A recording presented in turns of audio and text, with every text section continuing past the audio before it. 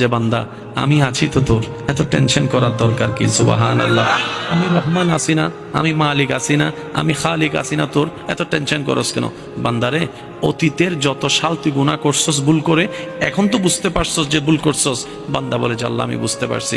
রব বলে যে একটা কাজ কর, খালেস নিয়তে মন থেকে ভবিষ্যতে এমন কাজ আর করব না, এই নিয়তে আমি আল্লাহর কাছে একবার তওবা কর, আমি আল্লাহর কাছে একটা ক্ষমা চা, আমি আল্লাহর কাছে একবার ক্ষমা চা। বলেন না সুবহানাল্লাহ।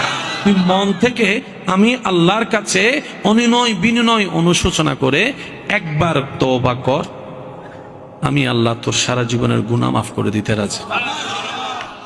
বাম কাঁধের পুরা ডায়েরি আমি একদম শেষ করে দিব।